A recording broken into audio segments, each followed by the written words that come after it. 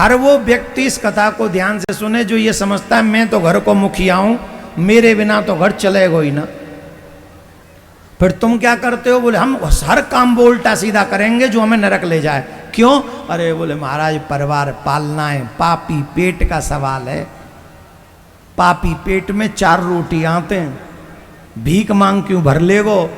और बेईमानी ते आज तक वह कहू एहरापत कहू पेट ना भरो, पेट ना है, ये पूरा ड्राम है, इना भरनो कबू बेईमानी वारे को तो। और ईमानदारी की बात है कि 4 रोटी से पेट आराम से भर जाता है। तो वो ईमानदारी की रोटी कमाइए, खुद भी खाइए और अपने बच्चों को भी खिलाइए, जिससे तुम्हारा भी कल्याण हो और तुम्हारे बच्चों का भी सही मार्ग में कल्याण हो जाए। किसी से पूछो ये पाप किसके लिए करते हो? बोले परिवार के लिए। वो परिवार क्या करता है? एक मस्त मत वाला गजराज हाथी था, उसकी 50 पत्नियां, 300 बच्चे थे। अपनी पत्नियों के साथ घूमने के लिए गया, जल में सरोवर में जल पीने लगा।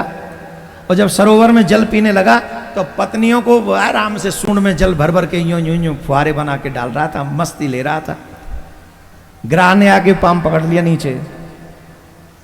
पहले तो केयरलेस रहा, अरे मेरा कोई क्या बिगाड़ेगा। लेकिन जब नीचे जाने लगा तो फिर चिंता करने लगा। चिंता करने लगा तो बच्चों से सहायता मांगी, पत्नियों से सहायता मांगी। पत्नी भी छोड़ के चली गई, पति भी छोड़, बच्चे भी छोड़ के चले गए। ध्यान से सुनिएगा, सुनिएगा, सुनिएगा, सुनिएगा। जब पति पे संकट आया, बच्चे भी चले गए, पत्नी भी चली गई। घर के मालिक पे जब संकट आया, कोई साथ नहीं निभाया। बच्चे तो कह के चले गए बूढ़ा तो मरेगा, हमें भी मरवा देगा। विश्वास नहीं हो रहा ना? जब कोरोना हुआ था नहीं छोड़ के चले गए थे सब। अपने लोगों ने अंतिम संस्कार तक नहीं किया था अपने लोगों का। और अगर हम संतों की वाणी पे विश्वास करें, अभी से लेके 26 से लेके 28-29 तक ऐसा विकराल समय आने वाला है। अभी हम तुमको डराना नहीं चाहते, लेकिन अगर संतों की बात पे विश्वास करें तो बड़ा भयानक समय आने वाला है इस ब्रह्मांड पे। और ऐसा समय आएगा 20 से 25% आबादी रह जाएगी पूरी दुनिया की, और कम, ज्यादा नहीं। जल अपना प्रकोप दिखाएगा, अग्नि प्रकोप अपना दिखाएगी, पवन अपना प्रकोप दिखाएगा। संसार में अलग अलग ऐसे ऐसे बवंडर बीमारियां आएंगी। Wait and watch. मैं तो कहता हूं आए ही ना, पर मेरे कहने से अगर रुक जाए तो मैं तो प्रार्थना ही करूंगा कि ऐसा ना हो। लेकिन उस कंडीशन में भी बचेंगे कौन?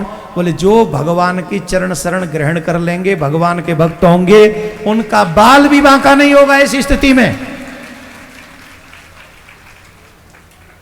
तो हम आपसे प्रार्थना कर रहे हैं, आज से ही गांठ मार लो और संकल्प ले लो कि हम प्रिया कांजू के हैं और हम प्रिया कांजू के, प्रिया कांजू हमारे हैं, ठाकुर जी हमारे, हम ठाकुर जी के। एक भी दिन, अरे ज्यादा नहीं तो 29-30 तक तो तिलक लगा लो।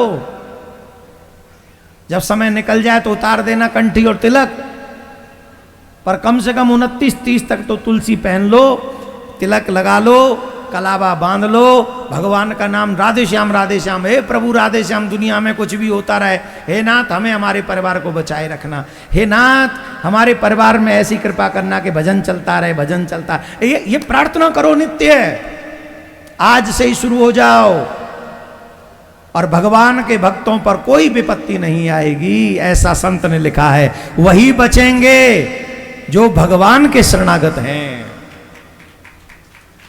मत बजाओ, जल्दी जावे की इच्छा हो तो मत बजाओ, हमारा का है।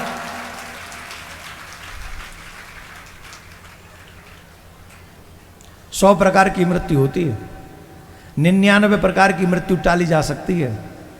मंत्र से, औषधि से, योग से, प्रार्थना से। एक ही मृत्यु ऐसी है जो नहीं टलेगी। विषम मृत्यु कोई होने वाली हो बीच वाली, तो आपकी प्रार्थना से बच जाएगी, भगवान का बनने से बच जाएगी। गोविंद का बनने। तो गोविंद का बनने में जा क्या रहा है? बन जाओ। बस शराब छोड़ दो, मांस छोड़ दो, झूठ छोड़ दो, बेईमानी छोड़ दो, ठाकुर जी के हो जाओ। और ठाकुर जी से कहो हम तुम्हारे तुम हमारे, बस। नित्य तिलक लगाओ, उनके चंदन उनके चरणों में लगा के फिर लगा लो। देखो 29 छोड़ो, 35 तक तुम्हारा कुछ नहीं होना, 40 तक कुछ नहीं होना, और 25 है अभी, 50 तक कुछ नहीं होना। जब तक हिंदू राष्ट्र न बन जाए तब तक तुम्हारा कुछ नहीं होगा। जो कृष्ण को मानते नहीं, जो बुरवार हैं, वो चले जाएंगे, हम और तुम रहेंगे, हिंदू राष्ट्र बना लेंगे। राधे राधे बोलना पड़ेगा, जोर से बोलना पड़ेगा, जोर से बोलना पड़ेगा।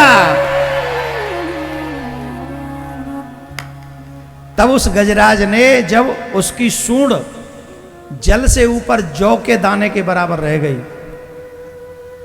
तब उसने ठाकुर जी का नाम पुकारा।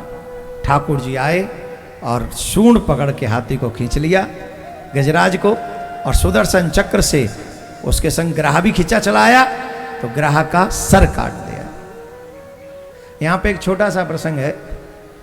नाम पुकारा गजराज ने और मुक्ति कर दी ग्राह की। क्यों? भगवान कहते हैं जो मेरी शरण में है उनका तो मैं कल्याण कर ही देता हूं, पर जो मेरे भक्तों की शरण में आ जाते हैं उनका बेड़ा मैं पहले पार करता हूं। हमको तो लगता है इसीलिए गुरुदेव को पृथ्वी का भगवान माना गया है कि भगवान तो खाते पीते तो है नहीं दिखाने के लिए। गुरुदेव खाते भी हैं, पीते भी हैं, डांटते भी हैं, फटकारते भी हैं, प्रेम भी करते हैं, पाठ भी बताते हैं। इसलिए उनकी सेवा करने के बाद जो उनके चरण पकड़ लेता है, किसी भक्त के, किसी संत के चरण पकड़ लेता है, भगवान उसका बेड़ा पहले पार कर देते हैं। ये प्रमाण हमें भागवत में मिलता है। बोलो राधे राधे। जोर से बोलना पड़ेगा, और जोर से।